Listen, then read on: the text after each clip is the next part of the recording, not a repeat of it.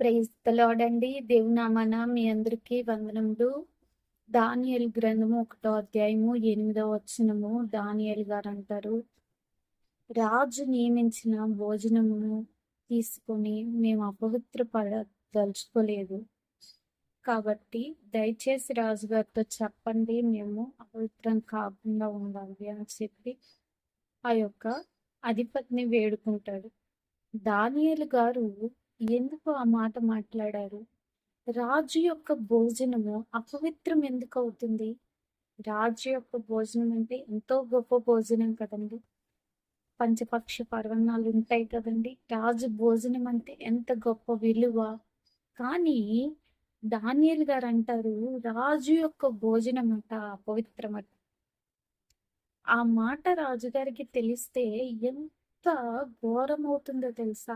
ఎంత కోపం వస్తుందో, రాజుగారిని అవమానపరిచినంత కోపం వస్తుంది. కానీ దేవుని కృప ఆయన మీద ఉంది కాబట్టి రాజుగారికి కోపం రాలేదు.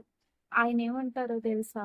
వారికి ఏం కావాలో అది వారికి ఇవ్వండి, 10 రోజుల తర్వాత మనం వారిని చూద్దాము. వారి ముఖములు కనుక అలాగే ఉంటే మన వేరే వారికి కూడా అవే పెట్టండి అని చెప్పి రాజుగారు అంటారు. దానియేలు గారి యొక్క ధైర్యానికి మనం మెచ్చుకోవాలి.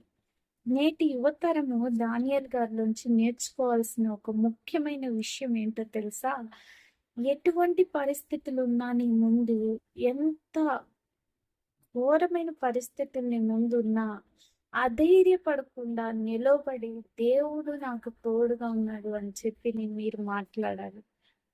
దేవునికి వ్యతిరేకంగా కానీ మీరు చేయకూడదు. అటువంటి పనులు వచ్చినా కూడా దేవుని నామంలో గనుక మనం ముందుకు వెళ్తే తప్పకుండా యవన బిడ్డలకి విజయం వస్తుంది.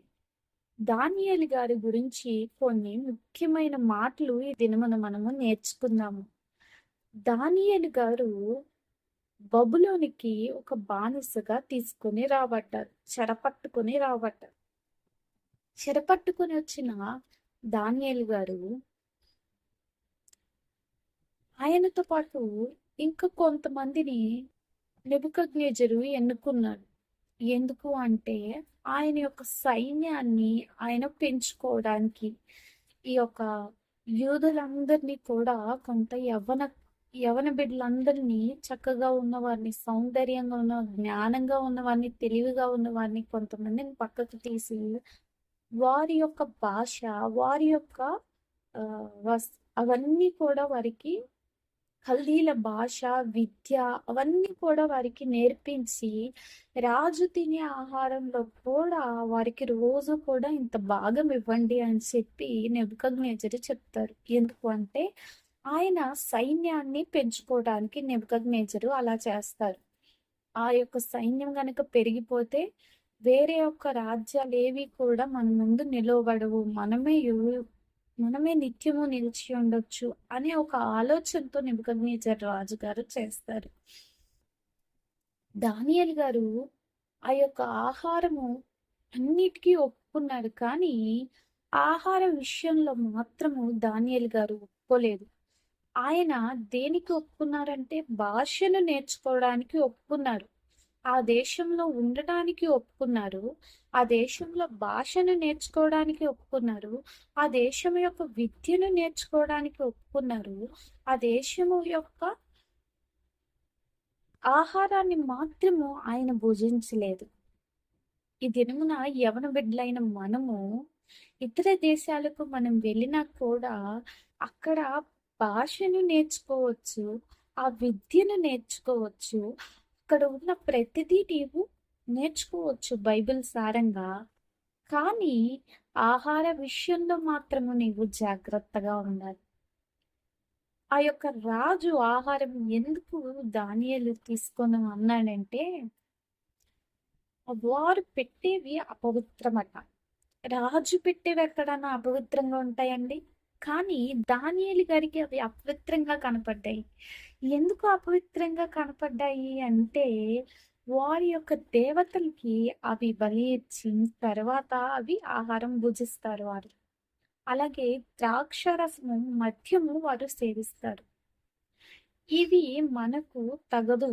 మనము ఇవి తినకూడదు అని చెప్పి దానియేలు గారు గ్రహించి, దానియేలు గారితో పాటు ఇంకా కొంతమంది వ్యక్తులు అంటే బెల్షాజరు, షడ్రక్, మెషక్, అబేద్నెగో, దానియేలు గారి పేరే బెల్షాజరు.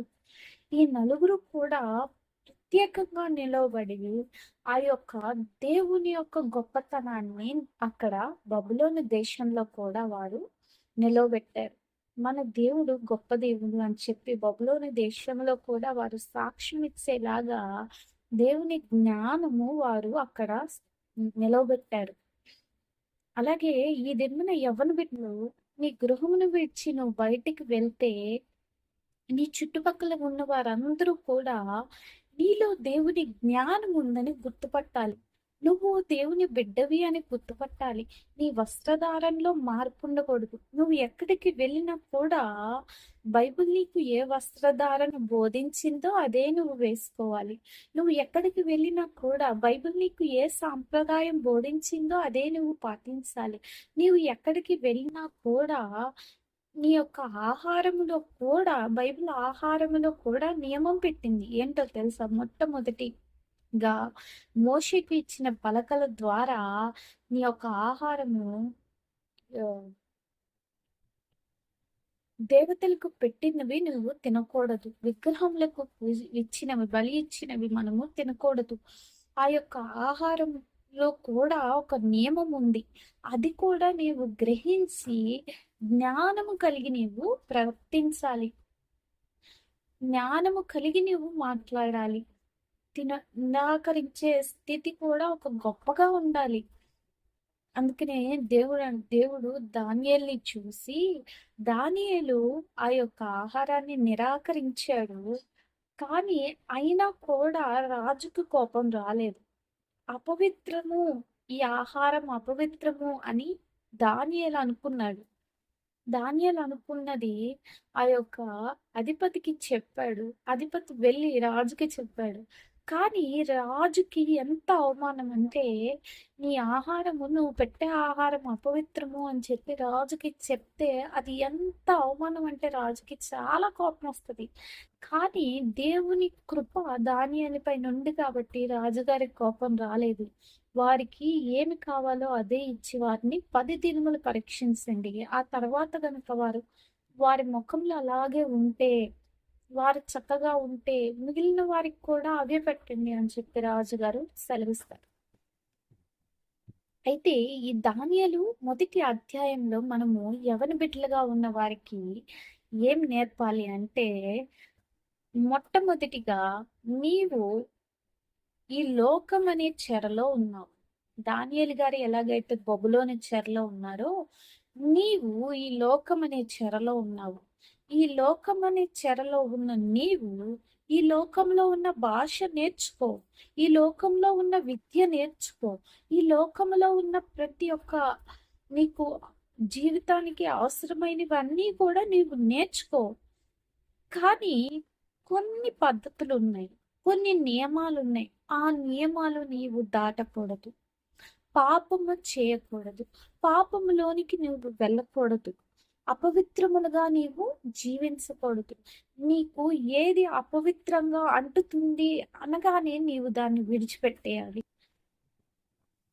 బెల్షాజర్కి ఆ యొక్క ఆహారం అనేది ఆయనకి అపవిత్రంగా భావించాడు. కాబట్టి దాన్ని వెంటనే అసలు నాకు వద్దు అని చెప్పి కరాఖండిగా చెప్పేశాడు. మాకు ఇవి కావాలి, దాని శాఖలు మాకు కావాలి, పానము, మంచినీరు మాకు కావాలి తాగడానికి అని చెప్పి రాజుకి ధైర్యంగా చెప్పాడు.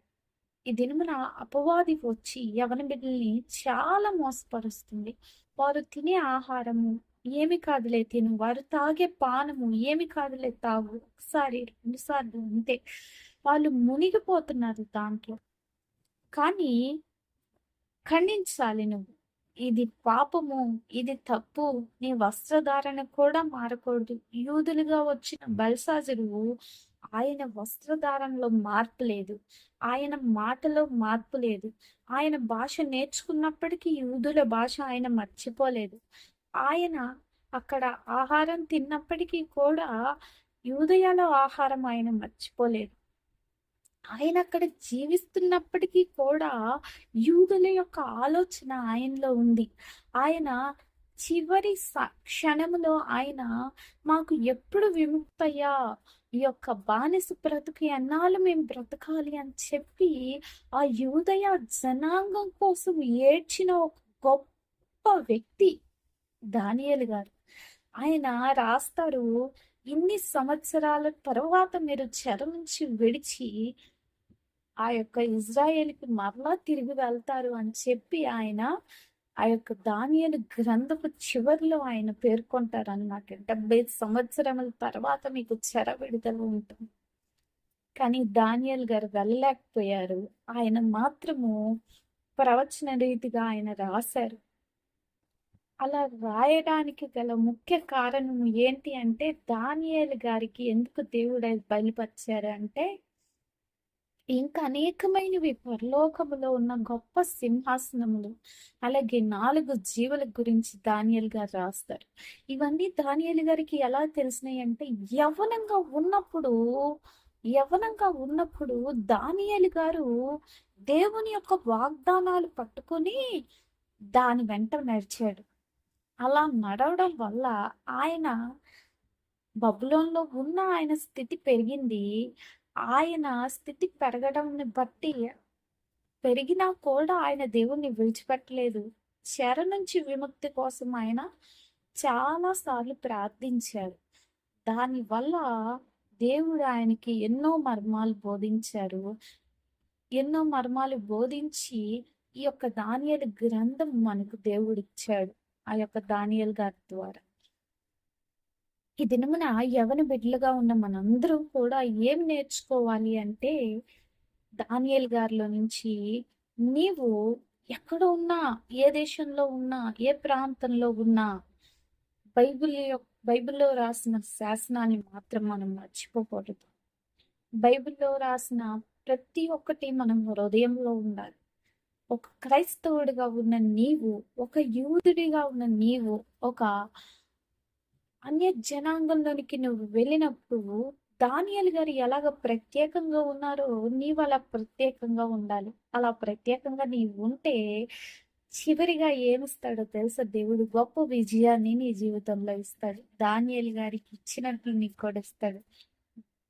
అయినా దానియేలు గారు ఆయన ఏం అడిగాడో అది దేవుడిచ్చాడు.